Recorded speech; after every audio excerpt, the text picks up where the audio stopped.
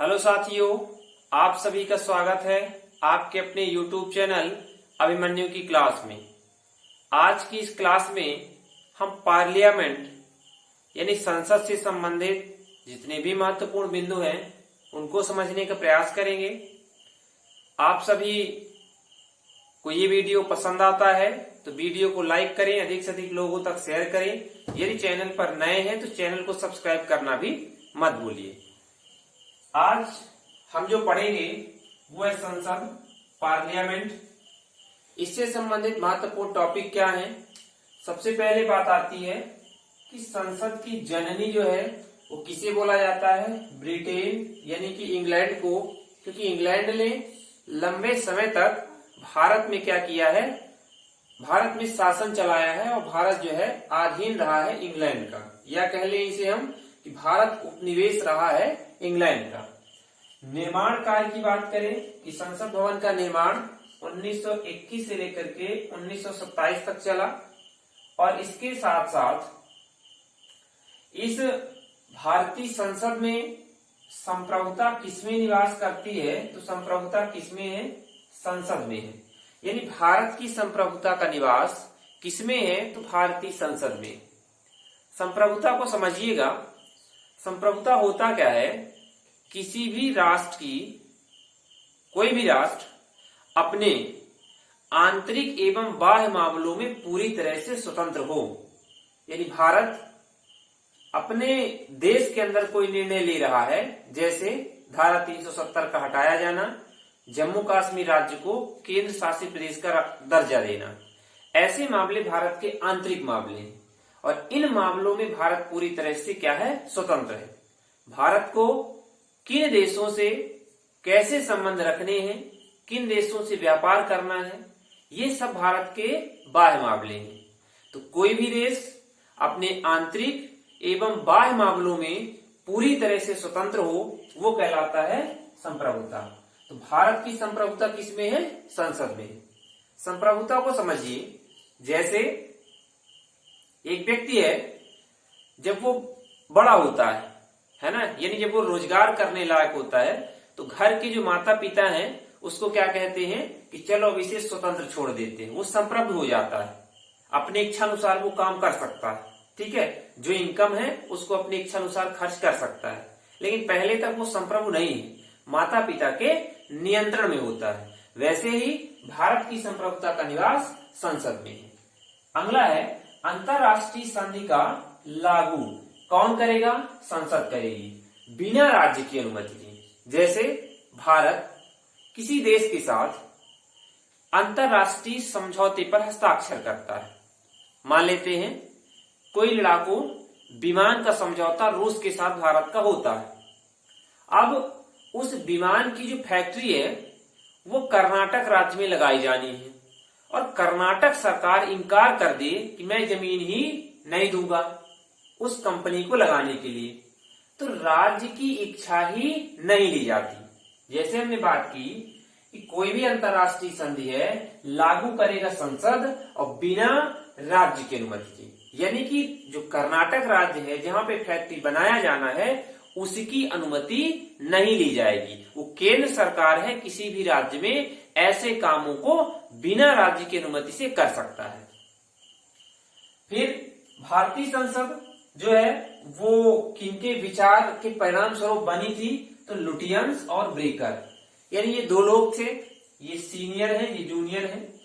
इन दो लोगों ने भारतीय संसद के निर्माण में अपनी महत्वपूर्ण भूमिका निभाई है। दिल्ली में जितने भी ऐतिहासिक इमारतें हैं, लाल किला है, संसद भवन है, राष्ट्रपति भवन है ना, ये सभी को लुटियंस एरिया भी बोला जाता है।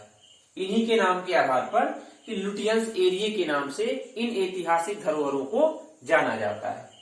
हम आर्टिकल बात करें कि जो ये संसद है ये अनुच्छेद कितने नंबर पे है, तो 79 आर्टिकल में भारतीय संसद का प्रावधान किया गया है कि संसद के अंदर होगा कौन कौन।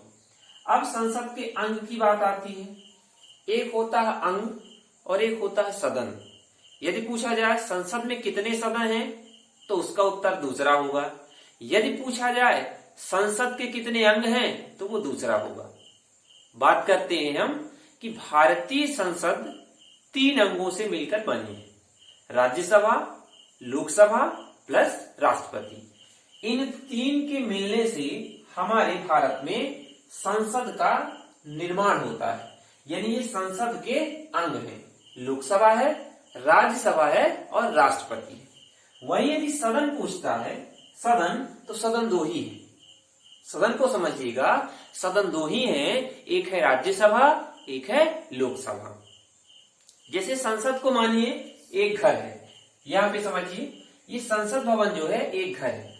इस घर में क्या है, 2 कमरे हैं। एक कमरे को बोलते हैं राज्यसभा, एक कमरे को बोलते हैं लोकसभा। और इसी को समझिएगा सदन से। संसद के सदन पूछे मतलब संसद एक कमरा है, इसमें संसद एक घर है, कमरे कितने हैं, 2 है। एक कमरे का नाम है राज्यसभा, एक कमरे का नाम है लोकसभा। राज्यसभा का प्रावधान आर्टिकल 80 में है, लोकसभा का प्रावधान आर्टिकल 81 में है और संसद का प्रावधान 79 में यानी कि 79 में।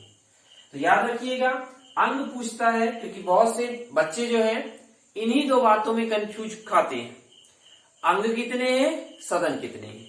अंगों को ध्यान रखिएगा, अंगों की संख्या कितनी है, 3।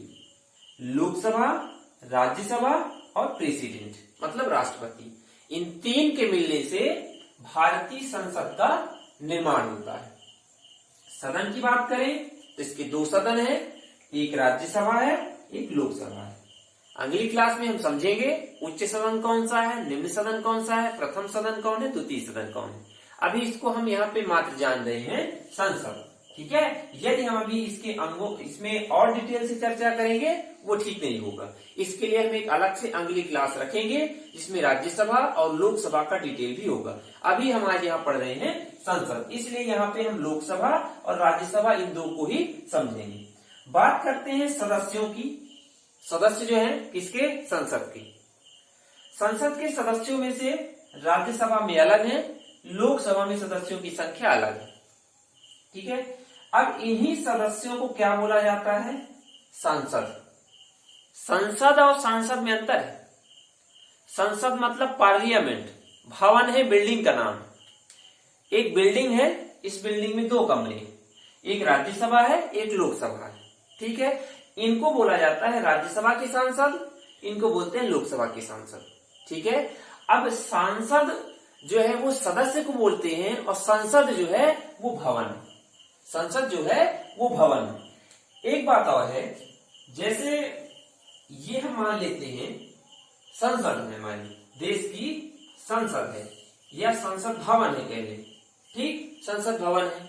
अब इस भवन में एक कमरा जो है वो क्या है, राज्यसभा का है, एक कमरा राज्यसभा का है और एक ही कमरा क्या है, लोकसभा का है, लोकसभा का। इन दोनों के बीच में जो ये जगह है इसको बोलते हैं सेंट्रल हॉल, ठीक है। सेंट्रल हॉल जो है बोला जाता है दोनों के बीच की जगह को, यानी एक बड़ा सा हॉल है, इसे कहते हैं सेंट्रल हॉल। याद रखिएगा, जब किसी विधेयक को लेकर के संसद के दोनों सदनों में संयुक्त बैठक होती है तो राज्यसभा के सदस्य लोकसभा में थोड़ी घुस जाते हैं या लोकसभा के सदस्य राज्यसभा में नहीं घुसते। ये क्या होता है, संयुक्त बैठक जो है वो कहाँ करवाई जाती है, इन दोनों की कराई जाएगी सेंट्रल हॉल में। यानी दोनों लोकसभा के भी और राज्यसभा के भी सदस्य आते हैं, सेंट्रल हॉल में बैठ करके संयुक्त अधिवेशन किया जाता है या इनका संयुक्त अधिवेशन बुलाया जाता है। इसमें जो सेंट्रल हॉल है ये हमें और पहले भी पढ़ने को मिला था। हमने जब समझा था क्या, संविधान निर्माण, यानी मूल जो संविधान था वो इसी सेंट्रल हॉल में बैठ करके क्या किया गया था, बनाया गया था, इसी सेंट्रल हॉल के कमरे में, ठीक है। और यहाँ पर सेंट्रल हॉल जो है संसद भवन की लाइब्रेरी में आज भी क्या रखी हुई है, संविधान की मूल प्रति, यानी जो 1946 से 1949 के बीच में हमारा संविधान बना उसकी मूल प्रति जो है इसको हाथ से लिखा गया था वो आज भी अभी संसद भवन के लाइब्रेरी में मौजूद है, ठीक है, अब वो कहां, इसी सेंट्रल हॉल में। ये सदस्यों की बात हमने कर ली कि जो सदस्य होगा उसे मेंबर कहेंगे, लेकिन जो सांसद होगा उसे मेंबर ऑफ पार्लियामेंट बोलते हैं, मतलब संसद का सदस्य।